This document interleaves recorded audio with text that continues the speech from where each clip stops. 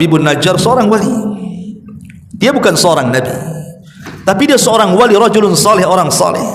Dia rela menyerahkan jiwanya untuk dakwah ila Allah Subhanahu wa taala dan membela utusan-utusan Allah Subhanahu wa taala. Tiba-tiba saat ruhnya dicabut, Allah Subhanahu wa taala memperlihatkan kepada Habibun Najjar apa? Surga yang sudah diperuntukkan untuknya.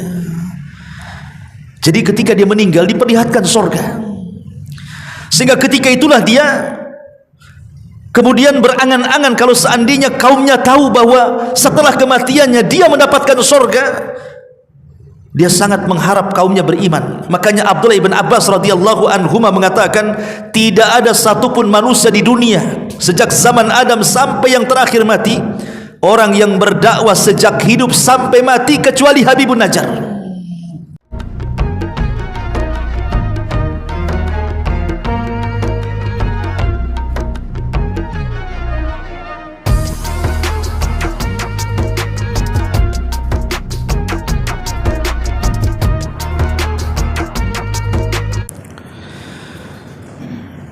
Alhamdulillah, wassalatu wassalamu ala rasulillah wa ala alihi wa sahbihi wa mawalah wa la hawla wa la quwwata illa billahi wa ba'du. Alhamdulillah, segala puja dan puji hanya milik Allah Jalla fi'ula. Salawat dan juga salam kita hadiahkan kepada Rasul kita Nabi besar Muhammad sallallahu alaihi wa ala alihi wasallam. Alhamdulillah, di malam hari ini setelah hampir 2 pekan atau 3 pekan kita libur karena ada sesuatu hal, maka malam ini kita akan melanjutkan kembali kajian kita setiap malam Jumat. Dan pembahasan di malam hari ini kita akan membahas tentang satu kisah yang menarik di dalam surah Yasin. Kita tahu bahwa kebanyakan kaum muslimin di negeri kita ini banyak membaca surah Yasin.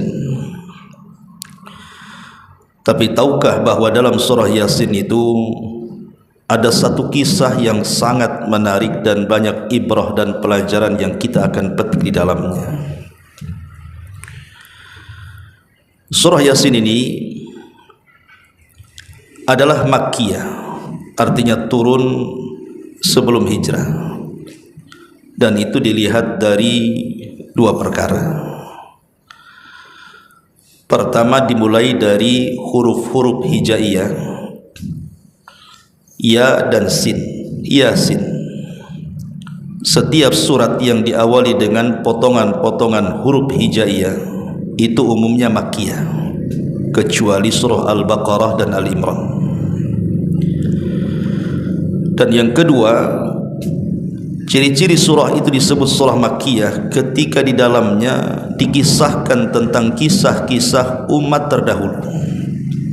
Jadi kalau ada surat bicara tentang kisah-kisah umat terdahulu, maka umumnya surah itu adalah Makkiyah, bukan Madaniyah.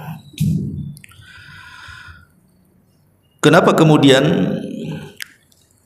surah Yasin ini dimulai dari potongan-potongan huruf hijaiyah?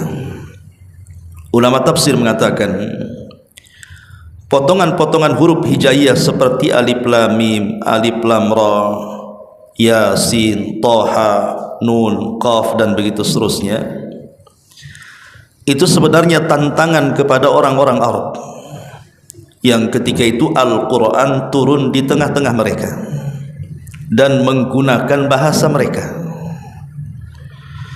seolah-olah Allah Subhanahu wa ta'ala ingin mengatakan kepada bangsa Arab secara khusus dan umumnya seluruh manusia di dunia, kalau kalian tidak yakin dengan Al-Quran, Al-Quran ini terangkai dari alif sampai ya. Sekarang rangkailah oleh kalian kalimat-kalimat seperti Quran kalau kalian sanggup. Dan Allah Subhanahu wa ta'ala menantang dalam Al-Quran, fa'tu bi suratin min mithli, datangkan satu surat saja seperti Al-Quran dengan menggunakan potongan-potongan huruf-huruf hijaiyah. Bukankah kita sudah hafal alif, ba, ta, tha, jim dan begitu seterusnya? Sekarang rangkai. Dan Allah Subhanahu wa taala katakan kalian tidak akan sanggup untuk melakukannya. Fa illam taf'alu wa lan taf'alu. Kalian tidak akan sanggup melakukannya. Karena Al-Qur'an itu bukan buatan Nabi, bukan ucapan Nabi. Al-Qur'an itu kalamullah azza wa jal yang diwahyukan kepada Nabi. Makanya karena dia adalah kalam Allah, tidak ada satupun makhluk yang mampu membuat seperti kalam Allah. Lah dalam surah Yasin ada satu kisah yang menarik. Nanti kita akan ambil ayat per ayat dan kita petik ibrah pelajarannya. Ulama menyebutnya kisah ini sebagai kisah Ashabul Qaryah. Jadi kisahnya disebut Ashabul Qaryati, kisah penduduk satu negeri. Bagaimana kisahnya? Dan di mana kisah ini terjadi? Siapa tokoh-tokohnya? Lalu apa pelajaran yang kita akan petik dalam kisah ini? Inilah yang kita akan bahas 1 jam ke depan. Ma'asyiral muslimin wal muslimat rahimani wa rahimakumullah. Allah Subhanahu wa taala berfirman dalam surah Yasin, wadrib lahum mathalan ashabal qaryati id ja'ahal mursalun. Allah Subhanahu wa taala mengatakan, dan buatlah oleh kalian satu perumpamaan bagi mereka, yaitu tentang penduduk satu negeri ketika utusan-utusan kami datang kepada mereka.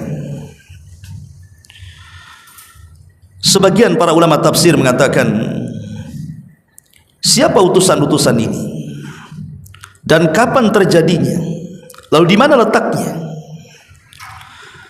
Ada yang mengatakan bahwa peristiwa ini terjadi di negeri Syam, tapi ada juga yang mengatakan bahwa peristiwa ini terjadi di sebuah negeri yang disebut dengan Antakya. Negeri Antakya masih di kawasan Syam. Dan negeri Antakya ini sangat masyhur dan sangat ma'ruf. Apabila kita mengupas sejarah Imam Ahmad ibn Hanbal rahimahullahu ta'ala di masa kekuasaan Khalifah Mu'tasim, di negeri ini pernah ada seorang wanita yang dilecehkan. Jadi ada seorang wanita dilecehkan kehormatannya, kemudian memanggil-manggil khalifah dan mengatakan, wa Mu'tasimat, wahai Khalifah Mu'tasim, tolong aku. Sementara di negeri itu tidak ada orang muslim, kecuali ada seorang anak muda yang muslim mendengar teriakan wanita muslimah yang dilecehkan itu. Langsung dia pun berangkat ke Baghdad dan menyampaikan ucapan wanita muslimah yang dilecehkan kehormatannya kepada sang Khalifah Mu'tasim. Maka mendengar itu Khalifah marah. Makanya dia pun, walaupun dia sangat kejam kepada ulama-ulama ahli sunnah, di antaranya Imam Ahmad dipenjarakan di zaman itu oleh khalifah, tapi dia membebaskan Imam Ahmad karena ada urusan besar, ingin menyerbu Antakya. Maka disiapkan pasukan besar dari Baghdad, kemudian diserbu. Akhirnya negeri itu pun jatuh ke tangan kaum muslimin, di tangan Khalifah Mu'tasim. Lah negeri Antakya di zaman dulu sebelum diutusnya Nabi SAW, agama mereka adalah agama penyembah berhala. Jadi mereka menyembah berhala, menyembah patung. Dan penyembahan terhadap berhala ini sudah ada sejak zaman Nabi Nuh alaihi salatu wassalam diutus sebagai nabi dan rasul. Ketika kaumnya menyembah sebagian berhala yang mereka sebut dengan Suwa, Yaghus, Nasr dan begitu seterusnya, yang Allah katakan la tadharunna waddan wala suwa'an wala yaghutha wa ya'uqa wa nasra. Jangan kalian tinggalkan sesembahan kepada Wad, kemudian kepada Yaghus, kepada Ya'uq, kepada Nasr. Itu kan nama-nama sesembahan di zaman Nabi ini. Tapi kemudian berkembang sampai di zaman Nabi Ibrahim alaihi salatu wassalam, manusia bukan hanya menyembah berhala, sampai matahari disembah, bintang disembah, bulan disembah, sampai kepada zaman Isa bin Maryam. Dan sampai hari ini masih ada agama yang menyembah berhala. Lah di negeri Antioquia ini masyarakatnya mereka menyembah berhala. Lah ketika itu Allah Subhanahu wa taala mengutus kepada negeri tersebut utusan-utusannya. Ada yang mengatakan bahwa utusan-utusan yang dimaksud dalam ayat ini, ketika Allah mengatakan id ja'ahal mursalun, ketika datang kepada mereka utusan-utusan, maksudnya adalah para nabi. Jadi nabi-nabi yang Allah Subhanahu wa taala utus kepada mereka. Dan jumlah para nabi berdasarkan hadis Abi Dzar Al-Ghifari radhiyallahu an, bahwa jumlah para nabi itu banyak.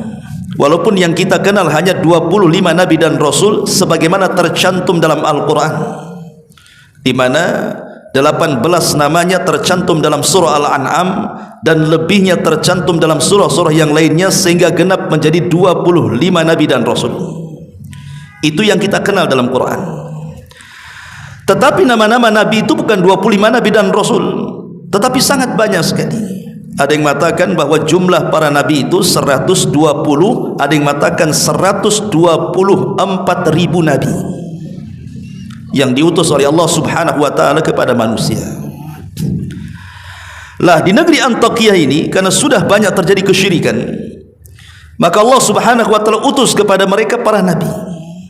Tentu setelah zamannya Isa bin Maryam. Tetapi sebagian para ulama yang lain mengatakan bukan para nabi yang dimaksud al-mursalun dalam ayat ini, tetapi yang dimaksud adalah mereka orang-orang pilihan yang merupakan anak murid langsung dari Nabi Isa bin Maryam, atau dikenal dengan Hawariyun, yang Allah Subhanahu wa taala katakan di dalam surah Shaf ayat 14, ya ayyuhalladzina amanu kunu ansarullah kama qala Isa bin Maryam lil hawariyina man ansari ila Allah qala al hawariyuna nahnu ansarullah.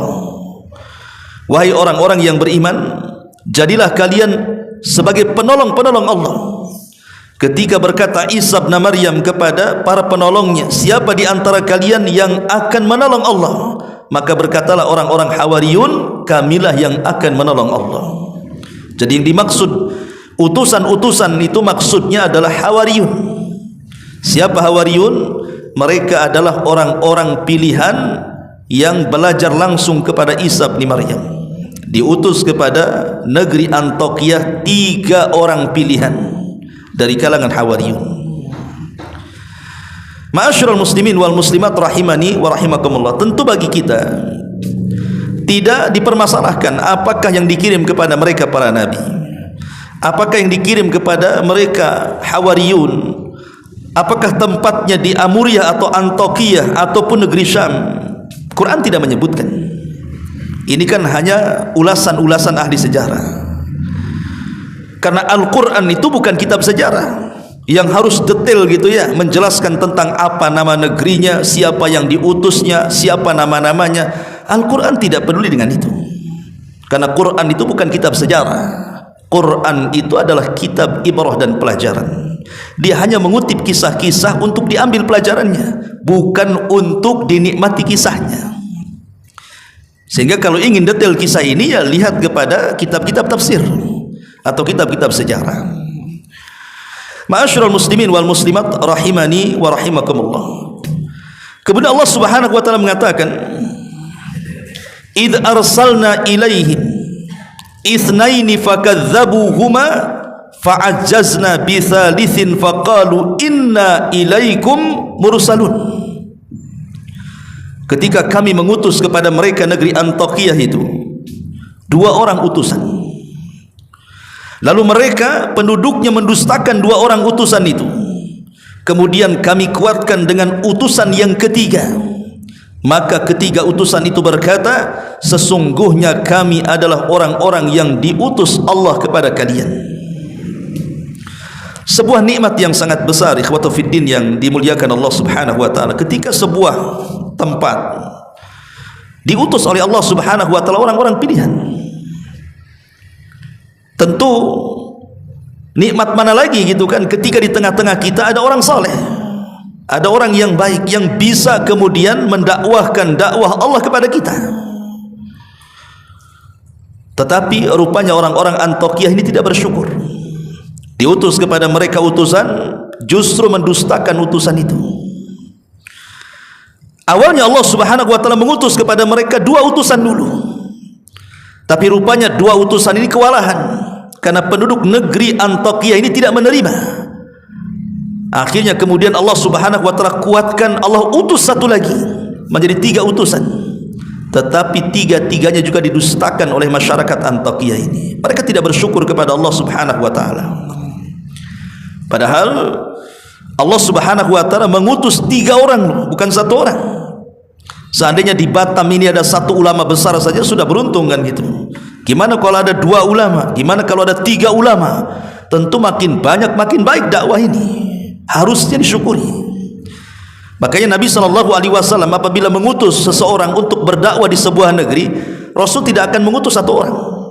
Pasti Rasul akan mengutus 2, 3 dan begitu seterusnya. Seperti yang dilakukan Rasul ketika mengutus Abu Musa al-Ash'ari untuk berdakwah di Yaman. Dia tidak sendirian, tetapi Nabi SAW mengutus 2 orang, Abu Musa al-Ash'ari dan Mu'adz ibnu Jabal radhiyallahu anhuma. Begitu juga Nabi Musa alaihi salatu wassalam, ketika dia berdakwah kepada Fir'aun, Musa merasa lemah. Kenapa? Karena lisannya itu tidak fasih dalam bicara. Sementara dia punya abang namanya Harun, dan Harun adalah orangnya fasih dalam bicara, orator, kalau ngomong itu luar biasa. Maka Musa alaihi salatu wassalam mengatakan, Haruna akhi, ya Allah, saya punya Harun, itu saudaraku. Waj'al li waziran min ahli, jadikan dia perdana menteriku dari keluargaku. Jadi Nabi Musa meminta kepada Allah Subhanahu wa taala untuk menggabungkan Harun dalam dakwahnya. Akhirnya Allah Subhanahu wa taala mengabulkan permintaan Musa, maka diangkatlah Harun menjadi nabi. Kemudian menolong Nabi Musa dalam menghadapi Fir'aun dan juga kaumnya. Ma'asyiral muslimin wal muslimat rahimani wa rahimakumullah. Lah ketika 3 utusan ini diutus oleh Allah Subhanahu wa taala ke negeri Antiokhia, kemudian mereka mulai berdakwah, mengajak manusia untuk meninggalkan sesembahan selain daripada Allah Subhanahu wa taala, mengajak kepada tauhid yang umumnya dilakukan oleh semua utusan Allah Subhanahu wa taala. Sebagaimana Allah Subhanahu wa taala berfirman, "Wa laqad ba'atsna fi kulli ummatir rasulan an ibudullaha wajtanibut taghut." Dan sungguh kami utus pada tiap-tiap umat ini seorang rasul, di mana tugas mereka menyampaikan kepada umatnya, sembahlah Allah, tauhidkan Allah, dan jauhi sesembahan selain daripada Allah alias taghut. Itu semua utusan Allah mendakwahkan tauhid, termasuk 3 utusan ini. Tapi apa yang terjadi? Maka Allah Subhanahu wa taala melanjutkan kisahnya, qalu ma antum illa basyarum mithluna wa ma anzalar rahman min syai'in in antum illa takdzibun. Mereka penduduk negeri Antiokhia mengatakan, kamu ini hanyalah manusia seperti kami, dan Allah Subhanahu wa taala Maha Pengasih, tidak menurunkan sesuatu apapun. Kamu hanyalah pendusta belaka bagi kami. Lihat, mereka mulai mendustakan 3 utusan dan mengatakan, kalian itu manusia sama dengan kami. Maunya mereka itu, kalau memang kalian adalah utusan-utusan Allah Subhanahu wa taala, kenapa tidak malaikat saja diutus kepada kami?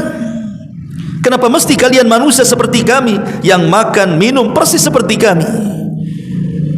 Jadi mereka mengatakan, kenapa tidak malaikat yang diutus? Kenapa mesti seperti kalian, seperti kami manusia yang diutus?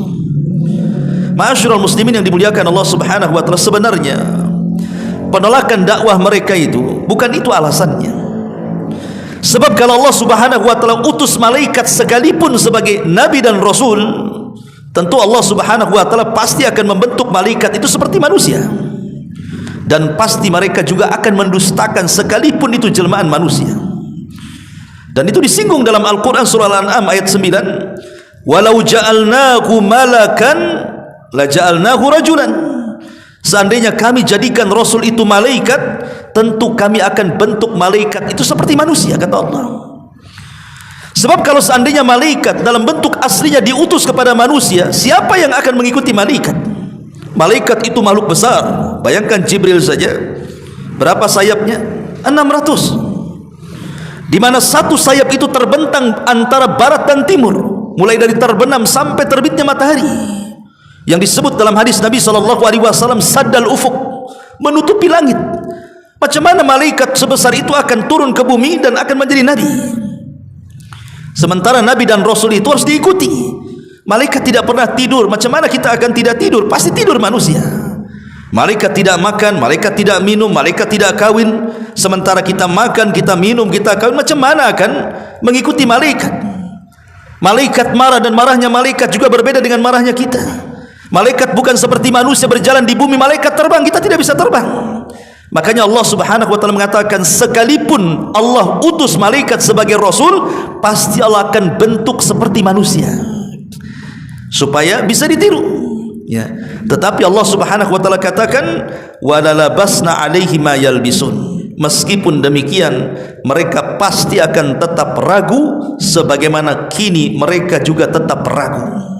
Pasti akan didustakan. Berarti itu bukan alasannya. Alasan mereka menolak 3 utusan ini karena kesombongan mereka. Karena kesombongan mereka kepada 3 utusan itu, merasa bahwa mereka lebih hebat, lebih mulia, makanya mereka menolak. Sebagaimana ketika Rasul berdakwah ke Taif, kemudian berjumpa dengan 3 pembesar Taif, putra daripada Amr ibn Umair, di antaranya Abdu Layalil ibn Amr, kemudian Mas'ud ibn Amr, kemudian Habib ibn Amr. Apa kata 3 orang pembesar Taif ini kepada Rasul? Coba. Ketika Rasul mulai mendakwahkan dakwah tauhid kepada mereka, salah satu di antara mereka mengatakan, ya Muhammad, kalau memang engkau seorang nabi, maka tidak pantas aku bicara dengan kamu. Dan kalau engkau bukan nabi, lebih tidak pantas lagi aku bicara dengan kamu. Intinya tidak mau bicara. Bahkan yang satu mengatakan, kalau engkau seorang nabi, pasti aku akan robek kiswah Ka'bah itu. Bahkan yang lain mengatakan, kenapa mesti engkau yang diutus jadi nabi? Kenapa tidak Abu Lahab saja? Kenapa tidak ada Abu Jahal saja? Kenapa tidak Umayyah saja? Mereka lebih terhormat, mereka lebih kaya, dan begitu seterusnya. Jadi mereka menolak dakwah Rasul itu karena kesombongan. Jadi semua umat-umat dulu ketika diutus Rasul kepada mereka, kemudian mereka mendustakan, itu karena kesombongan mereka. Mereka sombong menolak kebenaran. Lah sebagaimana juga kaum Antiokhia ketika diutus 3 rasul kepada mereka, mereka tolak dan mereka dustakan rasul itu. Padahal kita tahu bahwa, lalu apa salahnya kalau seandainya Allah Subhanahu wa taala mengutus kepada kita seorang rasul atau nabi itu manusia? Apa salahnya? Pertanyaannya, apa salahnya? Dan ingat bahwa tidak ada satupun nabi, tidak ada satupun rasul yang diutus Allah Subhanahu wa taala kepada kita kecuali pasti Allah bekali dengan mukjizat. Lihat bagaimana Musa alaihi salatu wassalam dibekali dengan tongkat, sehingga tongkat itu bisa membelah lautan. Siapa yang bisa membelah lautan? Coba orang biasa? Tidak bisa. Tongkat menjadi ular besar, kemudian tangannya dimasukkan ke pesaknya, tiba-tiba bercahaya. Bahkan yang lebih itu, Nabi SAW bisa membelah bulan. Siapa yang bisa membelah bulan? Manusia biasa tidak bisa membelah bulan. Bagaimana Nabi Saleh bisa mengeluarkan unta dari bebatuan? Dan banyak sekali mukjizat yang Allah Subhanahu wa taala anugerahkan kepada nabi dan rasul, sekalipun mereka manusia. Tapi Allah bekali kehebatan yang tidak dimiliki orang biasa. Meskipun demikian mereka tetap mendustakan. Ma'asyiral muslimin wal muslimat rahimani wa rahimakumullah. Kemudian Allah Subhanahu wa taala melanjutkan firman-Nya dalam surah Yasin. Qalu, mereka berkata lagi, orang-orang Antiokhia itu, maksudnya para utusan, Rabbuna ya'lam anna inna ilaikum lamursalun. Sungguh Rabb kami telah mengetahui bahwa kami adalah utusan-utusan untuk kalian. Wa ma alaina illal balagul mubin. Dan kewajiban kami hanya menyampaikan perintah Allah dengan jelas kepada kalian. Jadi 3 utusan ini yang diutus Allah Subhanahu wa taala ke negeri Antiokhia ini mengatakan bahwa Sesungguhnya walaupun kalian mendustakan kami, bahwa kami utusan kepada kalian, tapi Allah tahu kami utusan Allah untuk kalian, dan tugas kami ini hanya menyampaikan kebenaran. Soal kalian menerima atau tidak urusan kalian. Dan ini juga bekal bagi kita para dai, orang-orang yang hendak mendakwahkan siapapun. Buatlah konsep seperti utusan-utusan Allah, bahwa tugas kita ini hanya menyampaikan. Soal mereka menerima, soal mereka menolak, itu urusan dia dengan Allah Subhanahu wa ta'ala. Makanya ketika Nabi SAW diperlihatkan oleh Allah Subhanahu wa ta'ala umatnya di padang mahsyar, awalnya Nabi SAW melihat ada nabi yang pengikutnya cuma satu, kemudian ada nabi pengikutnya cuma dua, kemudian ada nabi pengikutnya cuma beberapa orang yang bisa dihitung dengan jari. Bahkan yang lebih parah, ada nabi yang tidak ada pengikutnya, walaupun di sana ada nabi yang banyak pengikutnya seperti Musa dan dirinya.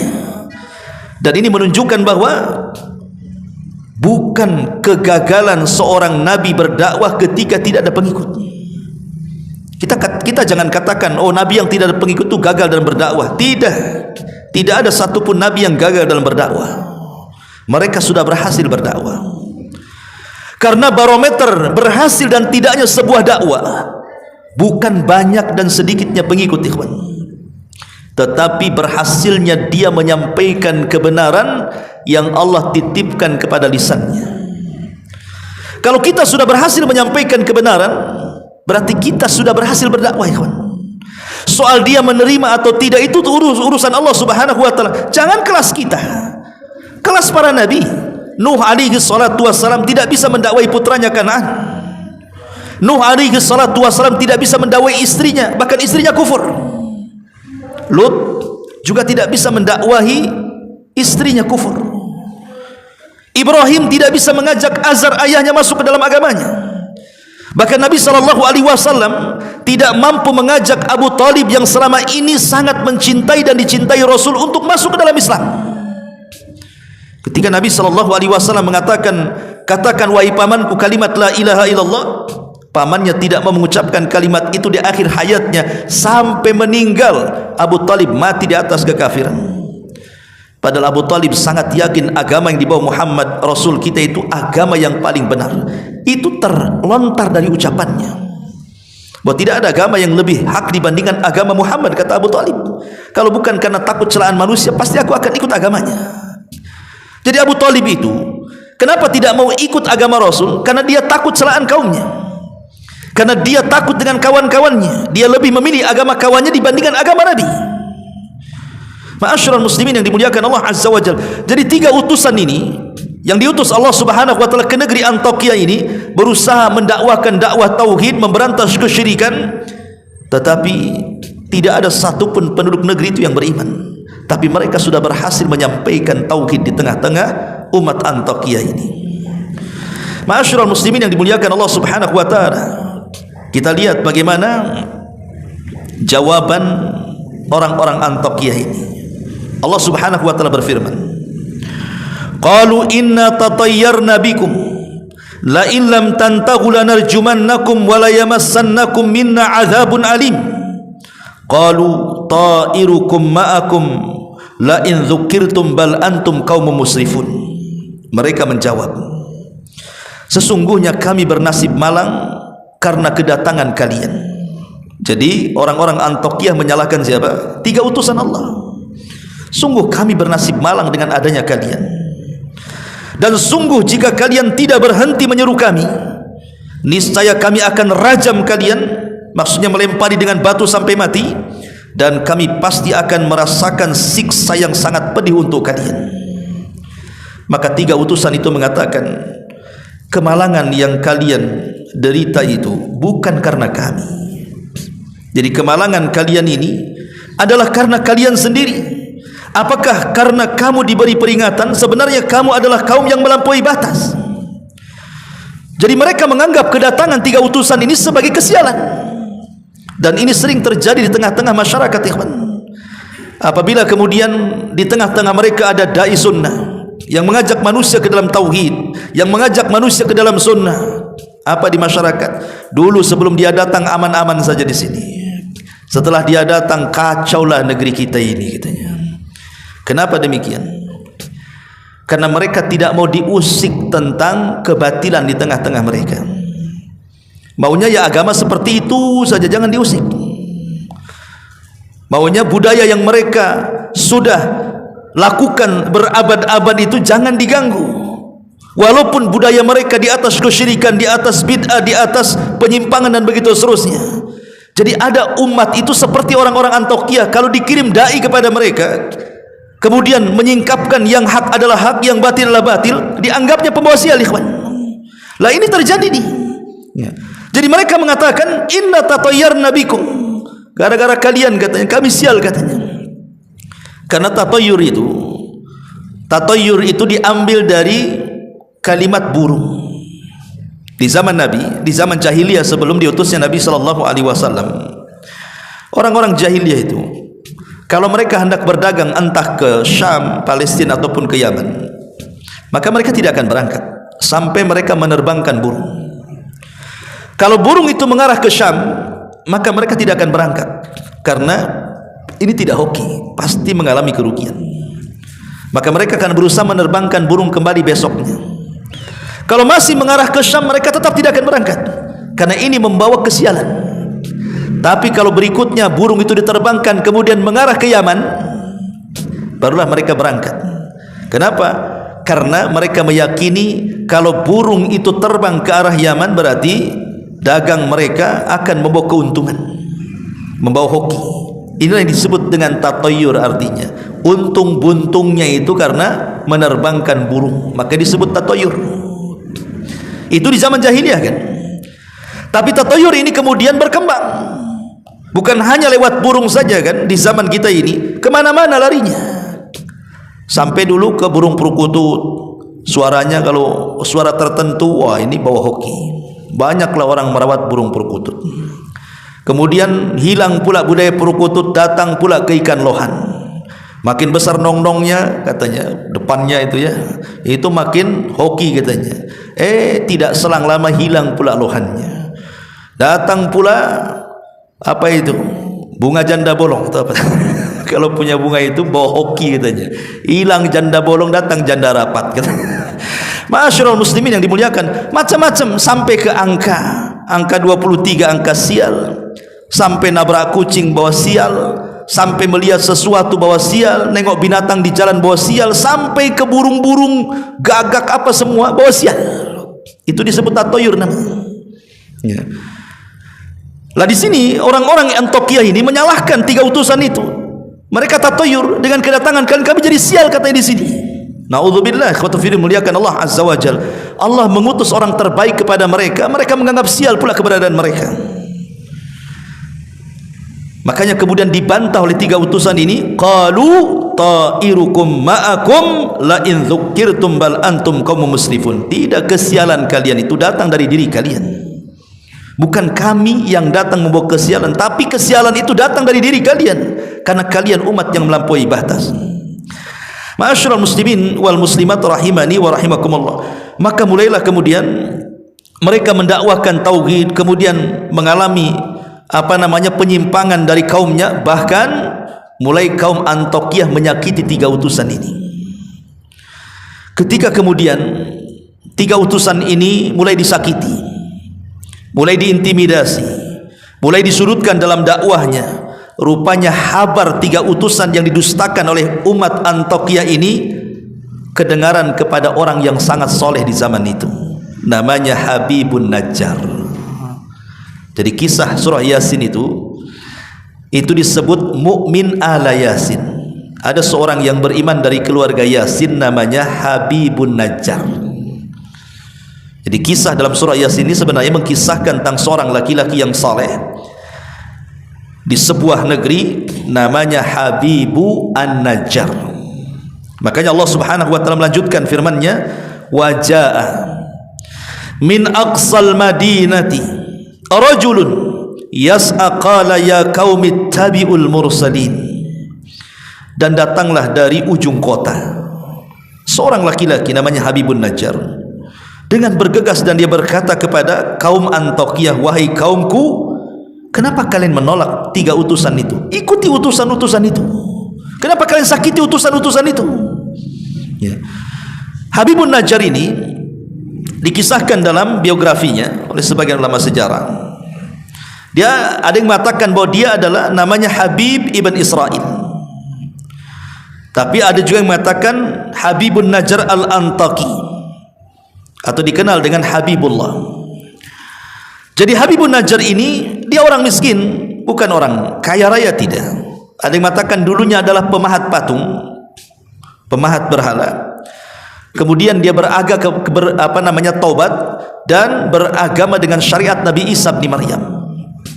Kemudian setelah Isa diangkat ke langit, maka dia pun bersembunyi dalam gua dan beribadah kepada Allah Subhanahu wa taala. Sampai ketika mendengar ada 3 utusan didustakan di Antakia, dia keluar dari gua, kemudian bergegas mendatangi negeri Antakia itu. Ma'asyiral muslimin yang dimuliakan Allah Subhanahu wa taala, bahkan Nabi SAW mengatakan, walaupun ada sebagian ulama mengatakan hadisnya lemah, bahwa ada 3 manusia yang disebut dengan as-siddiqun, pencinta kebenaran. Pertama, seorang laki-laki yang beriman dari keluarga Ahlu Yasin, dialah Habibun Najjar yang terdapat dalam surah Yasin ini. Kemudian yang kedua, seorang yang beriman dari keluarga Fir'aun, namanya Hazkiah. Kemudian yang ketiga, Ali bin Abi Thalib radhiyallahu anhu. Itulah yang disebutkan 3 orang yang disebut as-siddiqun, para pencinta kebenaran, yang Allah Subhanahu wa taala katakan, ulaika ma'alladina an'amallahu alaihim minan nabiyyin was-siddiqin wasyuhada'i was-salihin. Mereka orang-orang yang diberikan nikmat oleh Allah dari kalangan para nabi dan para siddiqin. Dan 3 orang yang paling siddiq adalah Habibun Najjar, kemudian Hazkial, dan Ali bin Abi Thalib radhiyallahu anhu. Sekali lagi, walaupun riwayatnya dilemahkan para ulama. Maka Habibun Najjar ini dengan kelemahannya, sendirian lagi, coba bayangkan, dia menghadapi satu kota dengan raja yang zalim, dengan masyarakat pendusta para nabi. Dari sini ada pelajaran besar ikhwatu fiddin, bahwa dakwah itu tidak mesti harus kaya. Berdakwah itu tidak mesti harus memiliki kekuatan, tidak harus memiliki kekuasaan. Kita bisa berdakwah dengan lisan, kan?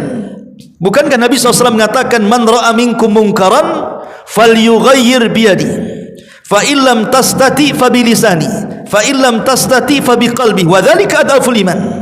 Kalau kalian melihat kemungkaran di hadapan kalian, cegah dengan kekuatan kalian. Kalau tidak sanggup, cegah dengan lisan kalian. Kalau tidak sanggup, cegah dengan hati kalian, walaupun itu selemah-lemahnya iman.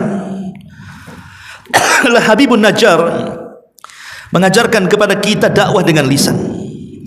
Dan Allah Subhanahu wa taala mengatakan, waman ahsanu qaulan mimman da'a ilallah. Siapa lagi ucapan yang paling indah melebihi orang yang mengajak manusia ke jalan Allah Subhanahu wa taala, ikhwan. Jadi Allah mengatakan, orang yang mengajak manusia ke jalan Allah adalah manusia yang paling indah ucapannya. Di masyarakat, orang yang paling indah suara itu ya mungkin para penyanyi, ya kan, para musisi, para pedangdut, ya. Oh, itu mantap-mantap suaranya. Itu di masyarakat. Padahal dalam Islam justru itu suara terburuk dalam Islam itu. Karena biasanya nyanyian-nyanyian, musik-musik itulah yang menghalangi manusia dari kebenaran, yang menghalangi manusia dari Quran.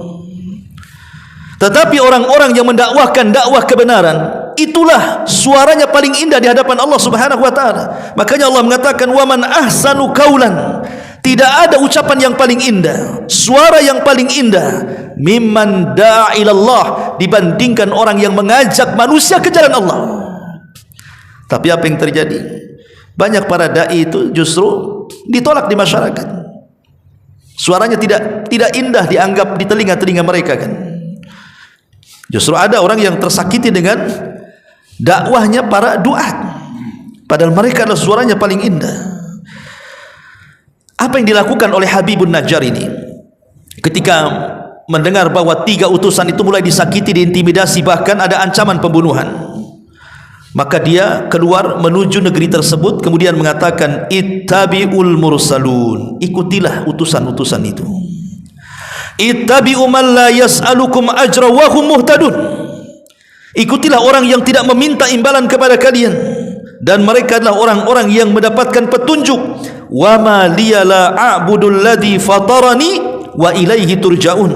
Dan tidak ada alasan bagiku untuk tidak menyembah Allah yang telah menciptakan aku, dan hanya kepadanya lah aku dikembalikan. Attakhid min dunihi alihatan iyuridni rahman bidurrin la tughni anni syafa'atuhum syai'a wa la yunqidhun inni idzan la fi dhalalim mubin inni amantu bi rabbikum fasma'un. Mengapa aku akan menyembah Tuhan-Tuhan selain Allah? Jika Allah yang Maha Pengasih menghendaki bencana kepadaku, pasti pertolongan mereka tidak berguna sama sekali bagiku, dan mereka juga tidak menyelamatkan aku. Seolah-olah Habibun Najjar ini menyinggung berhala-berhala orang-orang Antokiyah itu. Ngapain kalian sembah berhala itu? Jika Allah Subhanahu wa taala menghendaki sesuatu, berhala-berhala itu tidak bisa apa-apa. Atau jika Allah Subhanahu wa taala menimpakan madarat kepadaku, berhala-berhala itu tidak bisa menyelamatkan aku.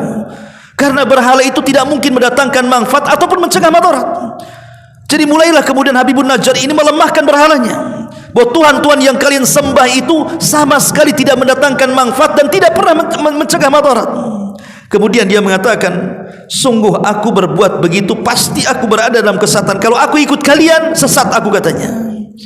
Sesungguhnya aku telah beriman kepada Rabbku, maka dengarkanlah pengakuan keimananku. Ikuti nabi-nabi, itu yang benar, katanya. Tapi apa yang terjadi? Marahlah penduduk Antokiyah ini. Akhirnya kemudian menangkap Habibun Najjar, kemudian ditanam setengah badan di tanah. Kemudian mulai penduduk negeri itu datang mengeroyok Habibun Najjar, membawa masing-masing batu, kemudian melempar sampai mati. Subhanallah. Dia rela menyerahkan jiwanya untuk membela para utusan. Saat dia meninggal itu, Allah Subhanahu wa taala memperlihatkan karamahnya, bahwa Habibun Najjar seorang wali. Dia bukan seorang nabi, tapi dia seorang wali, rajulun saleh, orang saleh. Dia rela menyerahkan jiwanya untuk dakwah ila Allah Subhanahu wa taala dan membela utusan-utusan Allah Subhanahu wa taala. Tiba-tiba saat ruhnya dicabut, Allah Subhanahu wa taala memperlihatkan kepada Habibun Najjar sorga yang sudah diperuntukkan untuknya. Jadi ketika dia meninggal diperlihatkan sorga, sehingga ketika itulah dia kemudian berangan-angan kalau seandainya kaumnya tahu bahwa setelah kematiannya dia mendapatkan sorga, dia sangat mengharap kaumnya beriman. Makanya Abdullah bin Abbas radhiyallahu anhuma mengatakan, tidak ada satupun manusia di dunia sejak zaman Adam sampai yang terakhir mati, orang yang berdakwah sejak hidup sampai mati, kecuali Habibun Najjar. Ketika hidup dia berdakwah, setelah kematian dia mengharap kaumnya masih Islam juga. Makanya dia mengatakan tidak ada manusia dari zaman Adam sampai yang terakhir mati yang berdakwah sejak hidup sampai mati kecuali Habibun Najjar. Subhanallah. Sehingga dikatakan dalam ayat surah Yasin lanjutannya 26-nya sampai 27-nya, qila dkhulil jannah, masuklah wahai Habibun Najjar engkau ke dalam surga. Maka Habibun Najjar dalam kematiannya dia mengatakan, qala ya laita qaumi ya'malun bima ghafara li rabbi wa ja'alani minal mukramin. Maka dia mengatakan, alangkah baiknya kiranya kaumku mengetahui, katanya. Tapi sayang dia sudah meninggal. Dia berbicara di alam arwah. Kemudian dia mengatakan, apa yang menyebabkan Rabbku memberikan ampunan kepadaku dan menjadikan aku termasuk orang-orang yang dimuliakan di hadapan Allah Subhanahu wa taala. Ma'asyiral muslimin wal muslimat rahimani wa rahimakumullah. Ketika kemudian Habibun Najjar ini bunuh dengan cara sadis, dirajam sampai mati. Dan tidak ada yang mustahil. Orang-orang yang kemudian mereka menginginkan sesuatu supaya orang-orang hidup itu tahu. Contoh umpamanya dalam perang Uhud, ada seorang laki-laki namanya Abdullah Abdullah ibn Haram radhiyallahu anhu. Abdullah ibnu Haram radhiyallahu anhu. Abdullah ibn Haram ini saat dia mendaftar jihad, usianya sudah tua dan tidak layak berjihad, dan dia punya uzur untuk tidak ikut jihad karena sudah tua renta, tidak sanggup mengangkat senjata. Tapi keinginan kuat jihadnya luar biasa. Walaupun sudah tua, sudah tidak punya tenaga, tidak layak untuk jihad, tetap dia mendaftarkan diri untuk berjihad. Ya, namanya jihad itu perlu kekuatan. Sementara dia lemah, maka dia pun menjadi orang yang pertama mati syahid dalam perang Uhud. Dan dia satu di antara 70 syuhada Uhud, Abdullah ibn Haram ini. Saat kematiannya, maka Allah Subhanahu wa taala berbicara dengan ruhnya dan mengatakan, ya Abdullah tamanna, wahai Abdullah, berangan-anganlah untukku. Kalau engkau meminta sesuatu, mintalah kepadaku. Maka Abdullah ibn Haram mengatakan, ya Rabb, aku hanya berangan-angan satu, kembalikan aku ke dunia supaya aku bisa berjihad kedua kalinya dan aku bisa mati syahid kedua kalinya untukmu ya Rabb. Jadi dia punya angan-angan ingin kembali ke dunia. Tapi Allah mengatakan, wahai Abdullah, tidak mungkin orang mati hidup lagi. Orang mati itu sudah urusannya sendiri-sendiri. Maka Abdullah ibn Haram mengatakan, ya Rabb, kalau begitu, kalau ini perkara mustahil, aku tidak bisa kembali ke dunia, sampaikan saja kepada anakku Jabir dan sampaikan kepada kaum muslimin posisiku di hadapanmu. Maka dari situlah Allah Subhanahu wa taala turunkan ayat kepada Nabi sallallahu alaihi wasallam tentang Abdullah ibn Haram, wala tahsabannal ladzina qutilu fi sabilillahi amwatan bal ahya 'inda rabbihim yurzakun. Jangan kalian sangka orang-orang yang mati syahid itu mati. Tidak, mereka tetap hidup dan mereka tetap diberikan rezeki di hadapan Allah Subhanahu wa taala. Turun ayat ini bicara soal Abdullah ibn Haram. Ya. Lah di sini juga sama.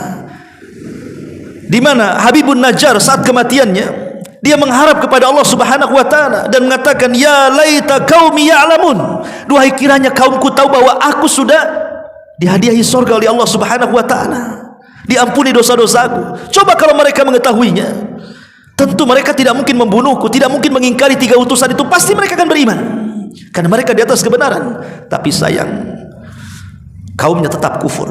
Setelah Habibun Najjar meninggal dunia, maka mereka membidik 3 utusan itu.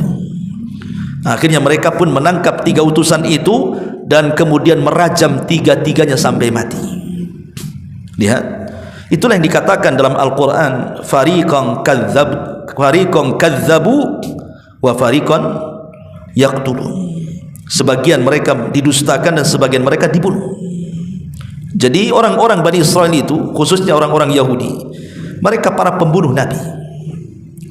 Lah karena mereka sudah mendustakan para nabi, bahkan berani membunuh para nabi, bahkan membunuh orang-orang saleh, maka tentu Allah Subhanahu wa taala tidak akan membiarkan kondisi ini. Man 'ada li waliyan faqad adzantuhu bil harbi. Siapapun yang memusuhi wali-waliku, maka sama mengumandangkan perang kepadaku, kata Allah. Maka Allah Subhanahu wa taala kemudian mengazab mereka. Dan Allah Subhanahu wa taala katakan dalam surah Yasin selanjutnya, in kanat illa sayhatan wa ma dalam surah Yasin 28-nya, wa ma anzalna ala qaumihi min ba'dihi min jundim minas sama wa ma kunna munzilin in kanat illa sayhatan wahidatan fa idzahum khamidun. Dan setelah itu, maksudnya setelah Habibun Najjar meninggal, disusul dengan para nabi yang diutus juga meninggal, maka kami tidak menurunkan satu pasukan langit pun kepada kaumnya, dan kami tidak perlu menurunkannya. Jadi Allah mulai murka. Tapi Allah katakan, aku tidak akan menurunkan pasukan langit dengan ribuan jutaan bahkan miliaran malaikat untuk menghancurkan negeri itu. Allah katakan tidak perlu, cukup Allah utus satu saja, malaikat Jibril. Apa yang terjadi? Tidak ada siksa terhadap mereka melainkan dengan satu teriakan saja. Jibril diperintahkan oleh Allah untuk berteriak satu teriakan. Apa yang terjadi? Maka seketika itu semua mereka meninggal dunia. Allah azab mereka, ya, karena mereka sudah mendustakan 3 utusan itu, bahkan membunuh Habibun Najjar. Makanya Allah Subhanahu wa taala mengutus Jibril kepada mereka untuk berteriak satu teriakan saja. Ketika Jibril berteriak satu teriakan, satu negeri Antokiah tidak ada yang hidup, semua mati. Persis seperti azabnya kepada siapa? Kaum Tsamud, kaumnya Nabi Saleh. Yang ketika itu mereka menyembelih untanya Nabi Saleh, akhirnya mereka sudah membuat kelancangan kepada nabinya. Maka Allah utus Jibril untuk berteriak satu teriakan, tidak ada satu jiwa kaum Tsamud yang kufur kecuali mati. Ma'asyiral muslimin yang dimuliakan Allah Subhanahu wa taala, Allah mengatakan, ya hasrata 'alal ibad ma ya'tihim mir rasulin illa kanu bihi yastahzi'un. Alangkah besarnya penyesalan terhadap hamba-hamba itu. Setiap datang seorang rasul kepada mereka, mereka pun memperolok-oloknya. Awalam yarau kam akhlaqna qablakum minal quruni annakum ilaihim la yarji'un. Tidakkah mereka mengetahui berapa banyak umat-umat sebelum mereka yang telah kami binasakan? Orang-orang yang telah kami binasakan itu tidak ada yang kembali kepada mereka.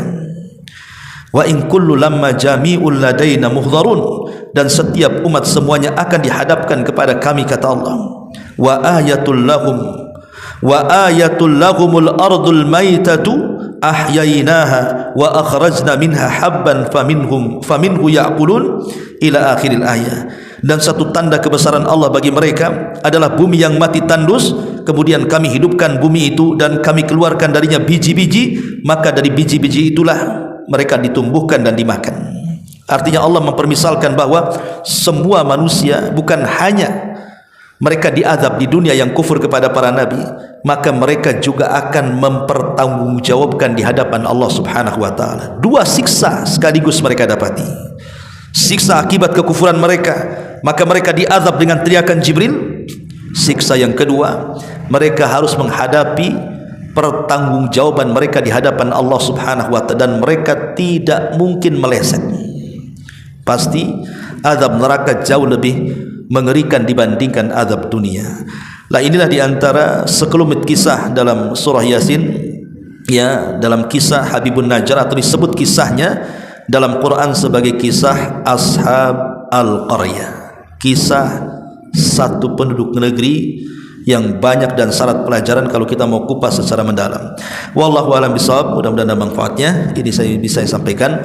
Subhanaka bihamdika asyhadu an la ilaha illa anta astaghfiruka wa atubu ilaik. Allahu taala alam. Assalamualaikum warahmatullahi wabarakatuh.